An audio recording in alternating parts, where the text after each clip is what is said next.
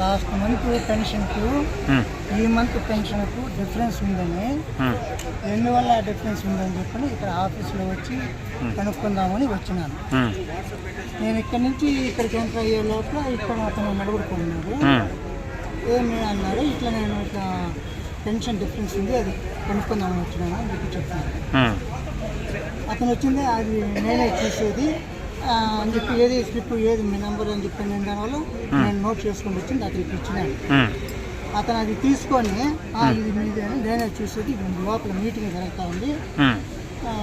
లేదు సార్ నేను ఇప్పుడు కనుక్కోవాలి అని చెప్పుకుంటే లేదు మళ్ళీ ఎప్పుడన్నా నెక్స్ట్ టైం వచ్చినప్పుడు చెప్తానులే అని చెప్పాను. ఇప్పుడు మీ పెన్షన్ తీసుకునే వాళ్ళకు గవర్నమెంట్ తరఫున ఇది లోన్లు వచ్చిన శాంక్షన్ ఉన్నాయి, అవి 5 lakhs వరకు.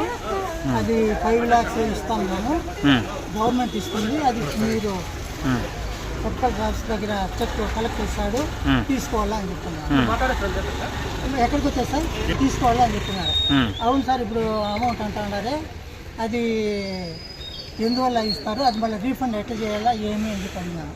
అది రీఫండ్ చేసేది ఏముండదు, గవర్నమెంట్ వాళ్ళే ఇది చేస్తూ ఉన్నారు. మీ పెన్షన్ వరకు మీరు ఏదన్నా కొంచెం షాపులు కానీ ఏదైనా పెట్టుకొని మెయింటైన్ చేసుకునేదానికి అని చెప్తున్నారు.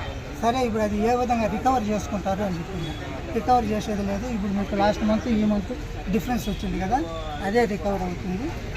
ఇప్పుడు మీరు 1,35,000 కట్టినారు, పే చేసినారంటే మీకు అదంతా బాండ్ వారంతా ప్రిపేర్ చేసి ఇస్తాను. అది మీరు తీసుకొని పోయి ఆ సర్కిల్ ట్యాక్స్ దగ్గర ఇస్తే ఆడ చెక్ ఇస్తారు అని చెప్తున్నారు. సరే దీనికి లాస్ట్ డేట్ ఎప్పుడు, ఎన్ని రోజులు టైం ఉండేది, లాస్ట్ డేట్ ఈ రోజే అన్నారు. అదే సార్ ఈ రోజే అంటున్నారు. ఈ రోజు నేను అది పెన్షన్ డిఫరెన్స్ ఉందని కనుక్కుందామని వస్తే మీరు చెప్తా ఉంటారు. ఒకవేళ మేము రాకుండా మాకు ఎట్లా తెలిసేది అంటే ఇంకా మళ్ళీ 2-3 రోజుల తర్వాత నోటీసులు పంపించింది, ఇట్లా మీకు ఏమన్నా అవసరమా లేదా అని చెప్పాను. సరేలే అని చెప్పింది. అమౌంట్ తీసుకొని పోయి అమౌంట్ తీసుకొని వచ్చి ఇది చేసుకుంటే మళ్ళీ నన్ను xerox copy Aadhaar card xerox తీసుకున్నామన్నాడు.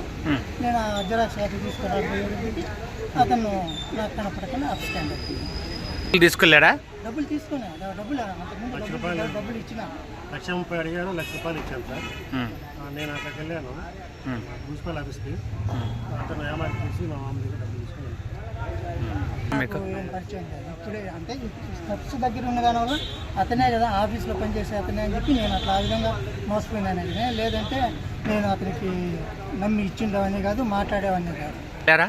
Police స్టేషన్కి వచ్చి పంపించారు,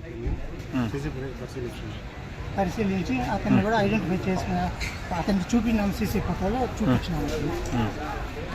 ఎస్ఐ గారు వాళ్ళని పంపి సీసీ ఫుటేజ్ మీరు చూపుకొని అబ్జర్వ్ ముందు వచ్చినాము ఇక్కడికి. అప్పుడు ఎంఆర్ఓ సార్ లేదని చెప్పి మళ్ళీ సార్ దగ్గరికి పోయినాము.